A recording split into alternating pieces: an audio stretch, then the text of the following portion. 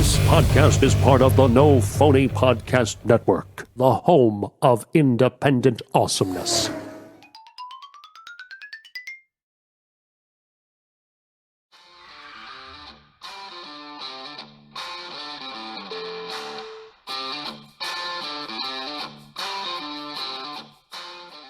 Welcome back to another episode of On the Road with Jim and Casey. Joining me as always, James Morganti. That's right. Joining us today is actor and filmmaker Glenn Payne. How you doing, man? Pretty good. Thanks for having me. Yeah, man. How are you holding up during this life in the quar, as we call it? Well, when we get done with this, I'm going to spend the next 30 minutes super gluing my sunglasses back together. So that's about how my luck's been going, at least lately. Pretty good, though. Pretty good. Casey just broke his glasses yesterday just by taking them off. Yep. Wow. That's what I did. I just took them off, and they just gently fell into two pieces. I don't know why. I'm not sure what happened. You know, I'm part of the glasses community, and did you ever go swimming with them and lose them in the water and have to drive home then, possibly while drinking, and you shouldn't have, but you need them too? I've done that. I mean, it happened to me. I'm not proud of that, but yeah, lost my glasses in the water. Just fell off my face. Yeah, that would be rough. That would be rough. Yeah. So I was reading your bio. You have here Libra. I noticed that you put in your trivia part in your bio here that you're a Libra and also a classically trained painter. I was reading. Right. I love the zodiac. Okay, so you're the balance of everything. I always thought Libras would make great judges of people because they're like, hey, you have the balance of everything. Two people coming at it from opposite poles fighting each other. You're like, hey, let's see what we can do here. You know? I think you're right. Yeah, because I feel like I always have the right answer. So yeah, that right. Makes sense. Okay. Yeah, like some things are complicated, but most things are just not really that hard. I feel like. I agree. My Mars and Saturn are in Leo, which is like your like war sign and your like look at life sign of like looking at things in a broader view. So like they're both Libra for me, but I'm Gemini, sun sign anyway. Yeah. But so tell us about your painting. I mean, like, yeah, I love art, and what got you into that as a kid? Well, I was actually, as a kid, I was always drawing. That was just sort of who I was every day, all day. So it kind of was natural to lead into that. So I went to college for fine art and majored in painting and drawing, I guess. And actually got into film at the very end of that. And the two of them, it's funny because they're obviously both art forms, so they're super linked in a lot of ways. It's funny because they're very, very similar and very different all at the same time. Which may sound kind of silly, but a lot of the same lessons transfer over, which is pretty cool. But yeah, I used to travel the country selling paintings at art festivals outdoors and did galleries and the whole thing. I still do that stuff too, just with film is sort of my primary thing. But yeah, it's an interesting life though, trying to make a living that way. It's not the easiest. Would you pack them in your car and like travel, or is that you do, and just drive the country all over the place? Yeah. Man, that's awesome. I love that. That's what we're doing right now. Actually, but like, I love it. That's like the best. You probably have the best stories. Like the coolest stories come from those experiences. And met some of the most interesting characters too, man. Sometimes there are other artists, and sometimes just people working at the places. There was a very Robin Williams type guy I met once who was like a maintenance guy at some festival in Oklahoma or somewhere. Super wild character, but yeah, a lot of crazy stories. How many years were you on the road selling your art?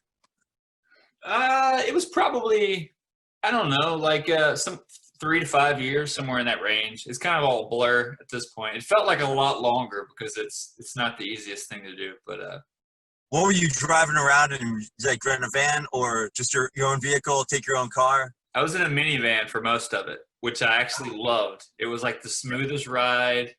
It was great.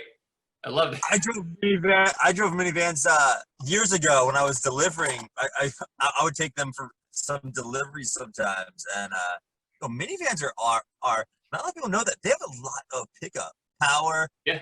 Good, like easy access. Mm-hmm. Yeah, I got you. Anyone we've ever talked to that has had a minivan loves it.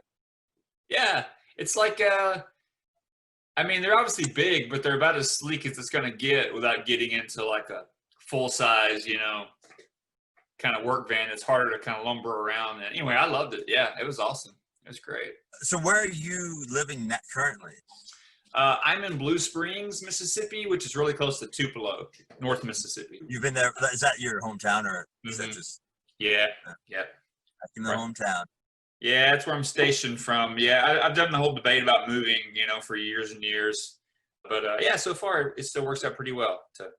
So after the art thing, how do you get involved with acting? You started as an actor first, right? Before you started making your own films.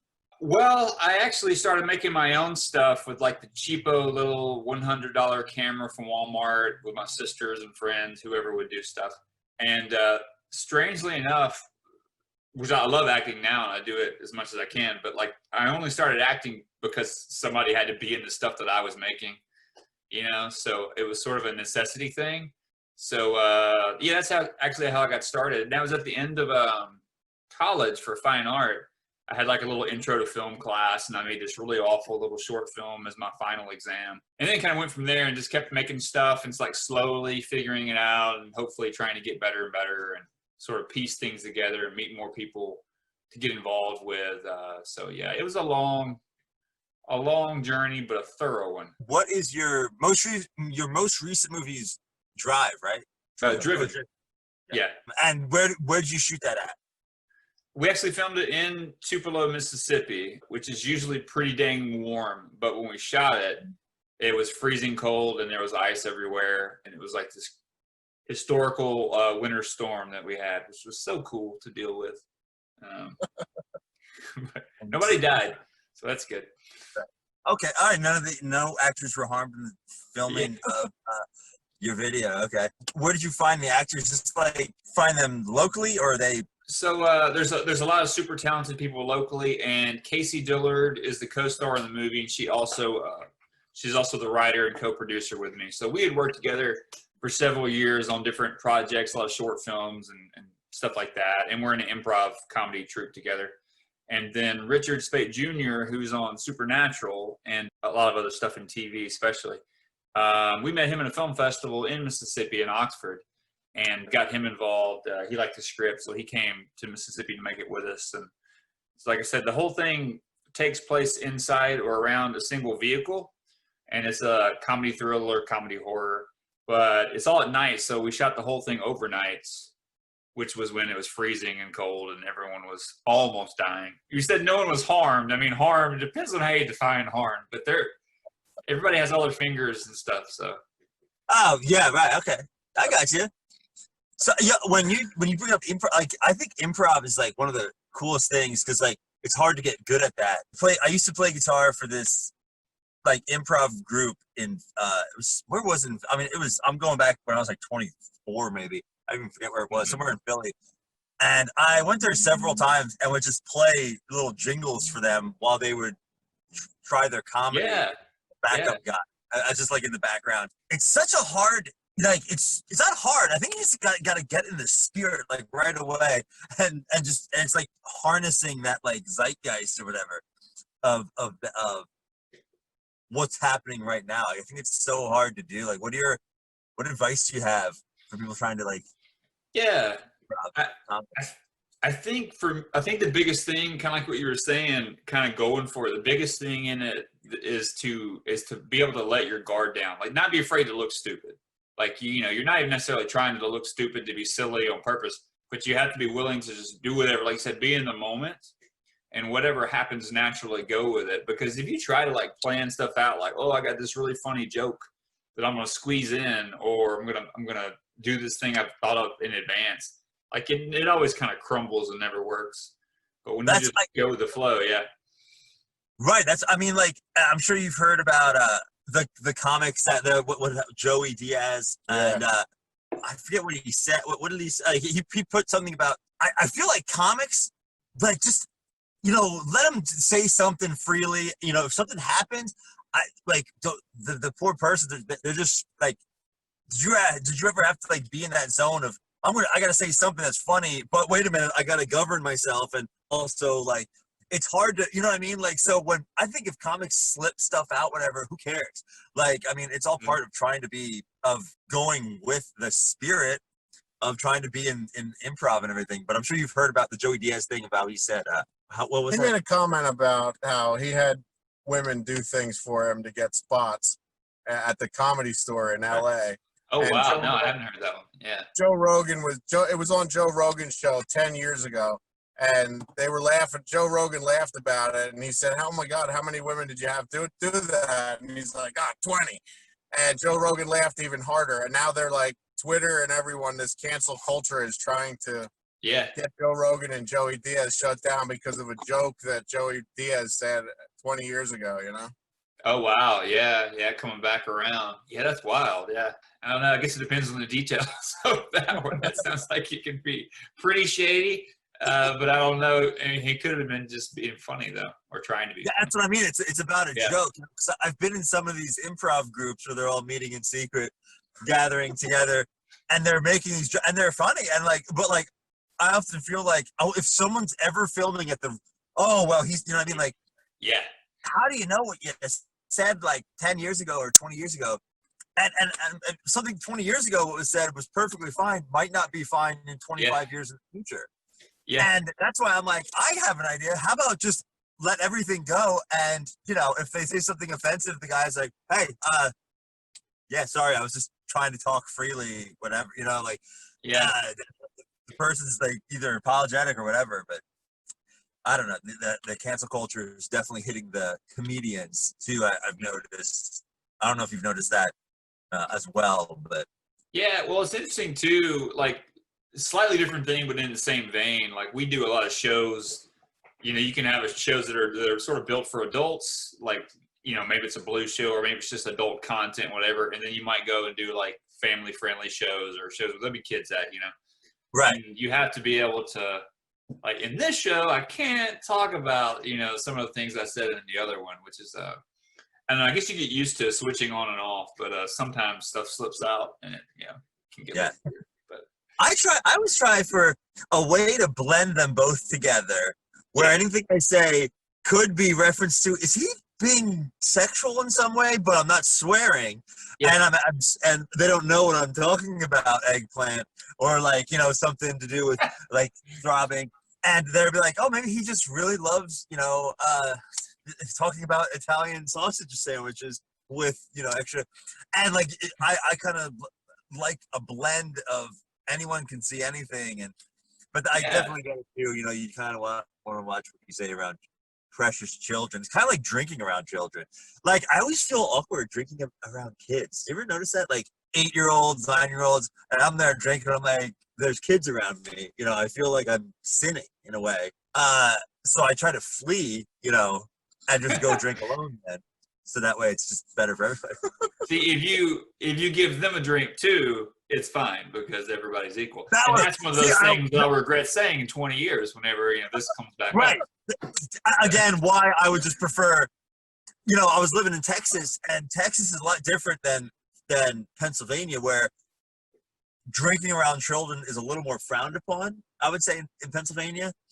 But in Texas, they're like, you don't drink in front of your own children and their classmates, and I'm like, oh, okay, I'm not used to this. And they're all like, it's a lot more, what's the word? Not as frowned upon, or actually, it's welcomed a lot there. And in my situation, I'm like, man, I feel weird, like, because I'm gonna start like talking about, you know, hey, but you know, like stuff might come out of my mouth that I wouldn't normally say in front of innocents. Well, if people heard the conversations that you have with me while we're driving around the country, we would be banned from YouTube immediately.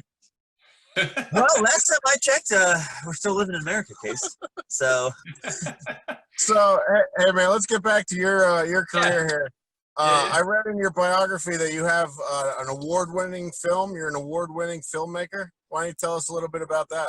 What movie Oh yeah, well, I say we because it's such a collaborative team thing, you know. Like I've made a lot of short films and features over the years. So I don't know, that a lot of them have gotten various awards here and there.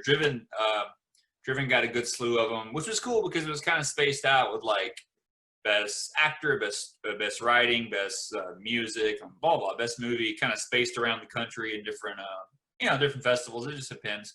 But awards are really weird because you just never know what's going to happen anytime. So it's very objective to what people want. So they're really cool to have. Like it's like a yes, please, and thank you. I'll take them, but you don't want to look for it. Otherwise, you'll have a very sad life because I guess they don't just flow often all the time like you think they might. I guess so.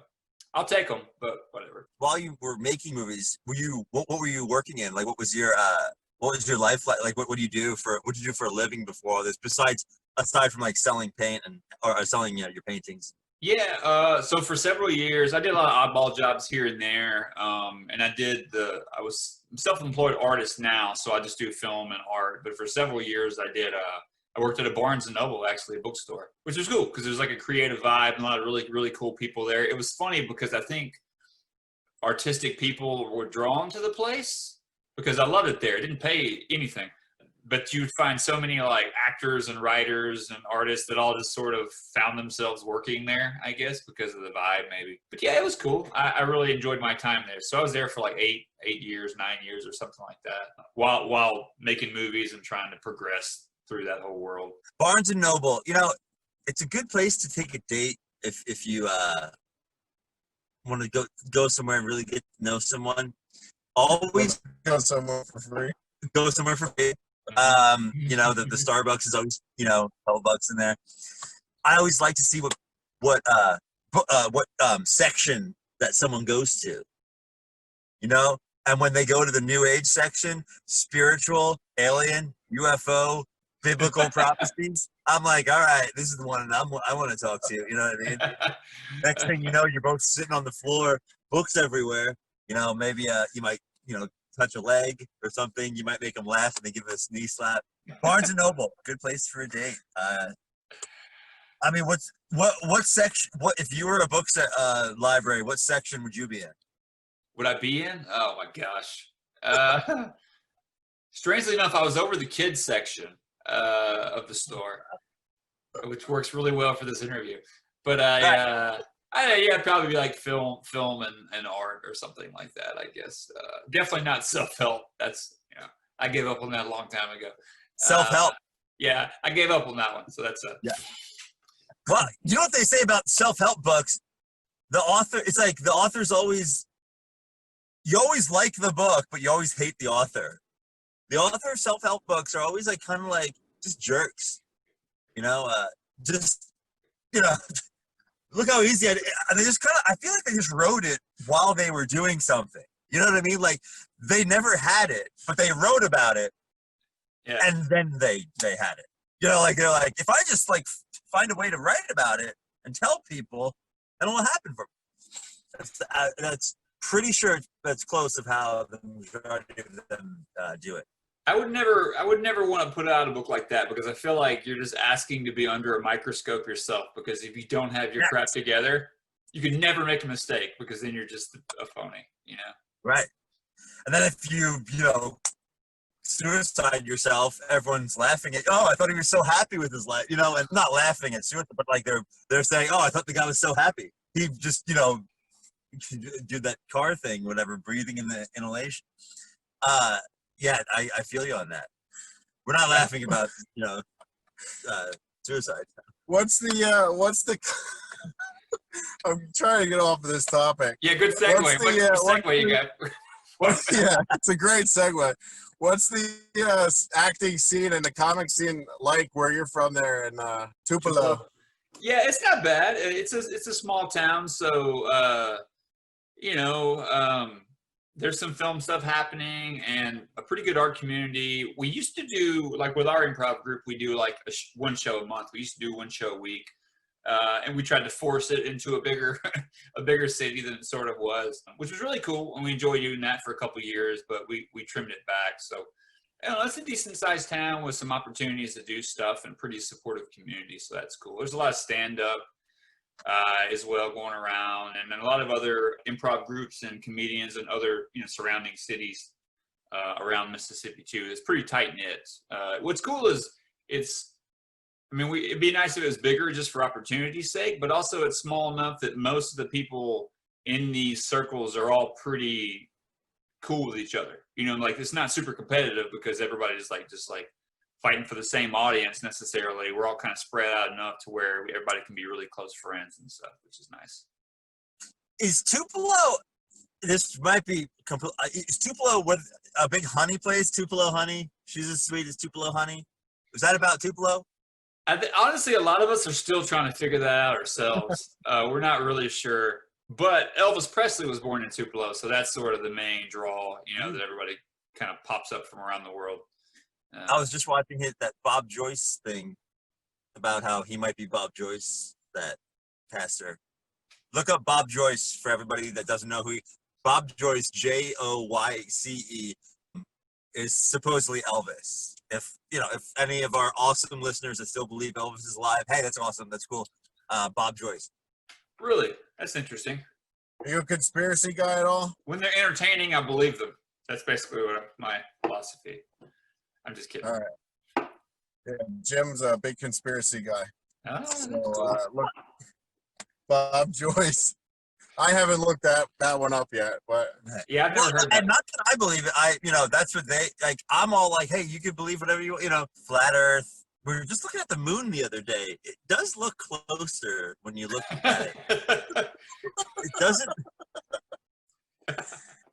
See what I have to deal with? Yeah, that's got to make for good road trip talk, though. So, have you guys gone to? Have you gone to? Oh gosh, what's it called? Area 51. How am I forgetting? Roswell. Yeah, Roswell. Yeah. New Mexico. Yeah. Not yet. I've been through New Mexico about 5 times, but I never went to Roswell. Yo, we should do that. I drove through Roswell. It's really? just like a tourist, It's like a tourist trap. But I'd be okay with that. Like I'd go to the diner with the cardboard cutout alien. Yes. Just take selfies and stuff. Yeah, that's exactly what it is. Yeah.